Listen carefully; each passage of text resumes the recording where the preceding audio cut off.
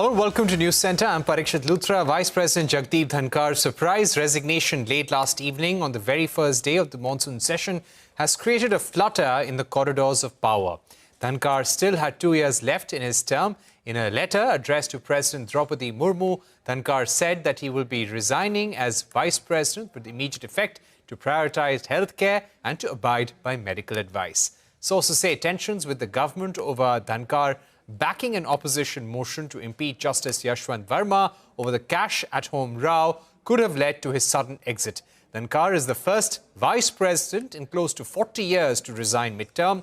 Before him, B.V. Giri and R. Venkatraman had resigned as vice presidents as well, but only to contest the presidential election.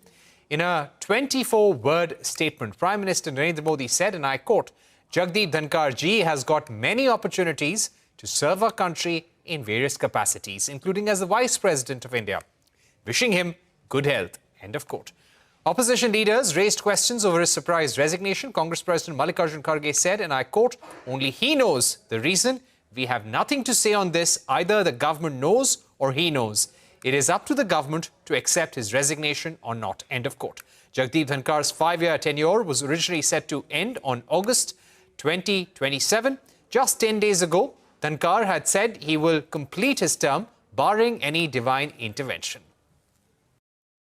I will retire at the right time. August 2027, subject to divine intervention. हम उनकी अच्छी स्वास्थ्य की कामना तो करते हैं, लेकिन कहीं ना कहीं ऐसा प्रमाण होता है कि केंद्र सरकार और उपराष्ट्रपति के बीच में जो उनका रिश्ता है दोनों के बीच में वो पहले जैसा नहीं रहा. Vice President, we wish him the best of health, but a little more elaboration on the circumstances which have led to this decision.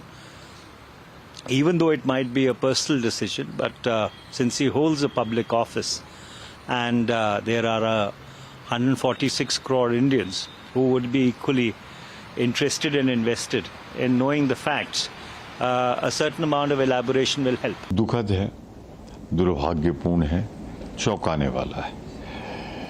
मैं उनसे आग्रह करूंगा वो पुनर्विचार करें. To take this forward, we are now joined by Ratan, Sharda, political analyst, Sandeep, Shastri, National Coordinator of Lokniti with us, Manisha, Priyam, political analyst. Thank you very much for joining us. Sandeep, Shastri, if I can begin with you. Jagdeep Dhankhar accepting an opposition-backed motion to remove Justice Verma. Do you think this was the only issue which perhaps may have led to his ouster, or do you think there's more than what meets the eye? Parikshit, if one were to read between the lines, I think there is much more to the issue. Past history of politicians in India shows that when they are not in good health, power is what keeps them in good health. We have had people who are not in good health coming to power and then improving their health tremendously.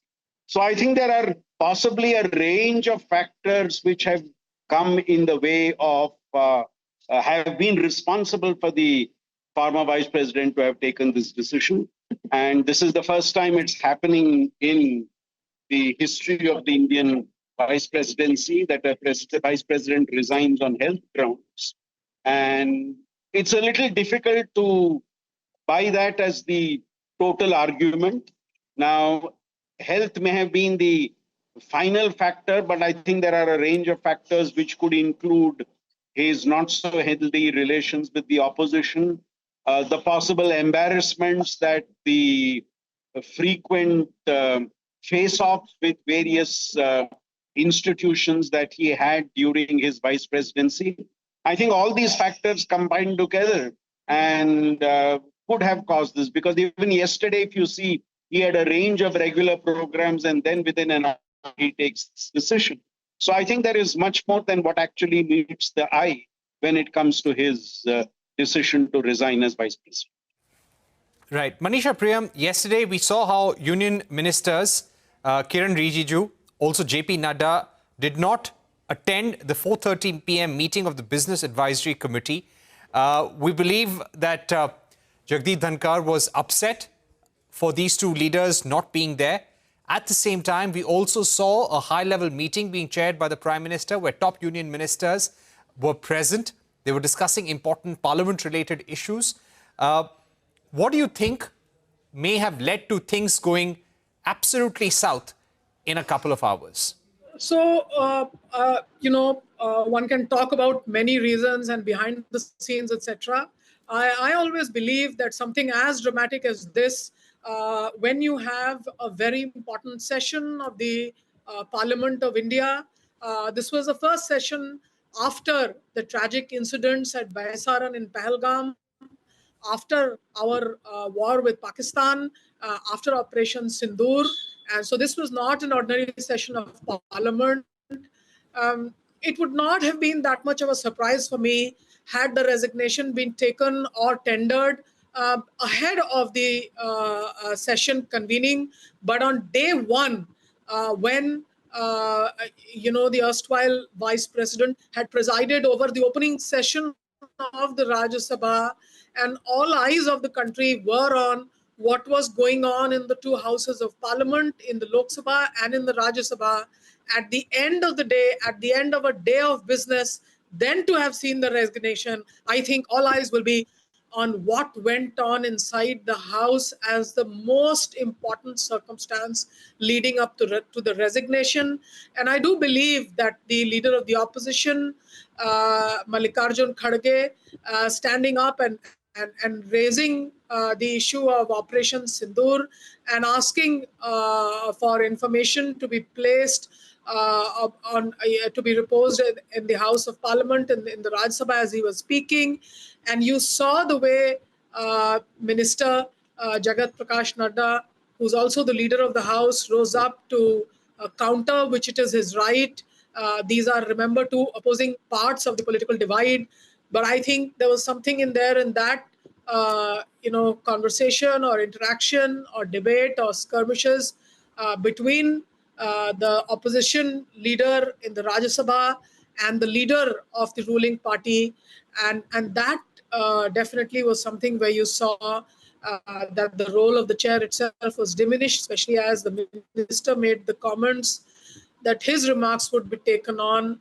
Now, this may add up and stitch up with much more that may have gone on. Remember, the Business Advisory Committee is not something that happens in front of the eyes of the people of India. It's not open for us. We only read about it or hear about it.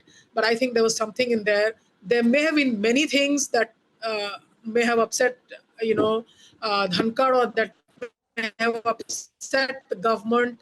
But there were many things that Dhankhar had done, which definitely supported this government in his role as the chair of the Rajya Sabha. He definitely kept the opposition in a tight leash, kept debates moving, especially as per the advice of the Business Advisory Committee.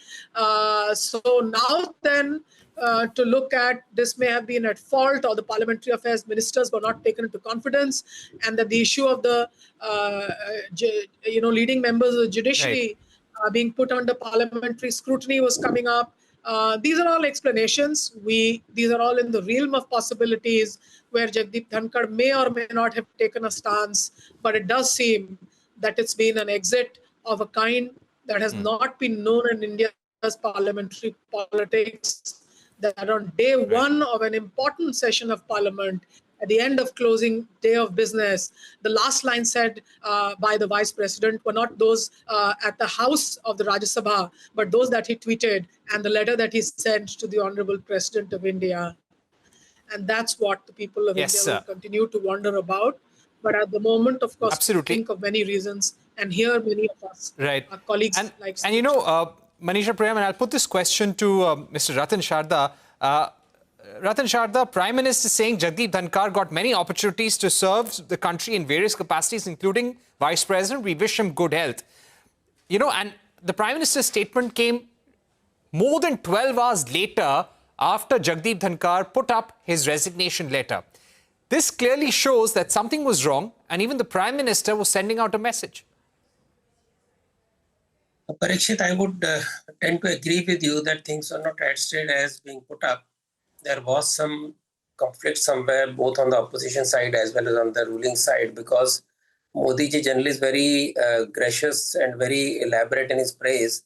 But in this case, it is quite cryptic compared to his otherwise very open-hearted compliment to people. So probably something that happened suddenly didn't go well with Modi ji. Maybe he was not the reason. Maybe he faced the consequences of something else that happened. But I would like to say that when you say that health-wise politicians improve, Mr. Dhankar's job was not very easy. It was very, very, very stressful. We have never seen a more boisterous and more disruptive opposition in the last 8 years of the Indian Parliament. And in the numbers, they are quite as good as the NDA front in Rajya Sabha. So never let him in peace. It was they threatened, they impeached him, they called him names, they never heard him. Small issues are blown out of proportion. He was ridiculed on the steps of the parliament. All these things actually would take toll of any person, however healthy he is. So I think there is a grain of truth in his health. And as I said, the beginning of the parliament, the session, his sudden resignation would have disturbed people. But I think health could be one of the causes because nobody has faced such a hostile opposition sustained for many years. Right. Nobody is abused that way. Okay. But things will come out slowly. Mr. Sharda, not do much of a kite. right. Let's move on to the other question that comes next. Who could be the candidate, the lead candidate for the vice president's post next? A lot of speculation about Nitish Kumar, speculation about Rajnath Singh, JP Nadda, Nitin Gadkari, even Shashi Tharoor for that matter. These are all names that are doing the rounds in the media, in political circles. What do you feel on who could be the likely contender for this post right now? It's for me. Yes, Mr. Sharda. Well, actually, only lesson that people have learned in last 11 years of Modi ji's term is not try to outguess him. So even guessing what he will do next about this would be making myself look very foolish. So I would not guess. Anything is possible. I can simply rule out people like Rajnath Singh and people like Nitish Kumar, surely because nobody like to disturb the equation in Bihar at this delicate moment when the opposition is sparing, ready for a fight and is all feeling very alive and very alert. So they would not like to disturb that particular piece. Then Rajnath Singh is doing fantastically well as a defense minister. And there are not many good ministers in the cabinet. You could say you could count them on your fingers. So I don't think he will disrupt him also. So we can just keep on guessing, but I would rather stick to wait and watch. Okay, wait and watch. Sandeep Shastri, what do you believe on how the BJP will come to the decision on who should be their candidate? Do you think it'll be something to do with the next set of assembly elections, especially Bihar? Parikshit, you mentioned several names. I am sure all of them are praying that their names are not mentioned on television or on social media. Because one of the key factors in BJP decision-making is the surprise element. Nobody had spoken of Jagdeep Dhankhar when his name came up for vice presidency. So, and this is true about Ramnath Kovind or Dhankhar, quite a few cases. So I think there will be that element of surprise when it comes to who will be the vice presidential candidate of the ruling party. There will be several calculations. Some people argue the Bihar elections may be a key factor, but I think clearly Nitish Kumar, because of health reasons, is not going to be in the race. Neither is Rajnath Singh nor Nitin Gadkari because they are too important to be relieved from governmental responsibility. But I think there will be very serious political calculations, caste calculations, regional calculations, which will go into the BJP's choice. Right. Manisha, Priyam, final thoughts to you. Do you think that this exercise of choosing the vice president, election of the president, will also be followed up with the BJP parliamentary board meeting? Or are we likely to see the BJP parliamentary board meeting in the next few days where the BJP president would be chosen, where possibly we will see some sort of discussion on who could be the next vice president? There's been a lot of talk of cabinet reshuffle. There is a lot of speculation about all these facts, but how do you think things will pan out now? One thing I can say that I don't think letting go of the vice president was an easy decision. Had it been an easy, premeditated decision, as I have held, it would have been done before this session of the parliament. but that it had to be taken at the 12th hour of day one of the monsoon session means that, the decision had to be taken, and any discussions about who could be in his place will happen now. They will begin now. I don't think that the Bihar elections are that much of a consideration as far as the leadership of the Rajya Sabha is to go. I think it would be of foremost importance for the BJP to understand as to how they will maneuver the business of the Rajya Sabha, given the fact that this government is faced with, a slender lead with their coalition partners in the Lok Sabha. So I think what they will look for is deft political management to the advantage of the government, and therefore a very trusted person within the government, in my understanding, would be given the reins. The only other guess that I would like to hazard, and that's of my personal account really, I think the most important consideration will be deft and tight political management, flow management of the House. That will be my first thing. But the second part is obviously that the BJP has been going very high about women's political leadership.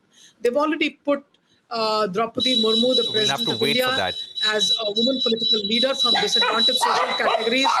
But I think the other part could be that they could still hazard, given the fact that 2029 is going to be a women's bill-led election year for the BJP and for all of the political parties. So you could parties. have a women candidate being pushed up.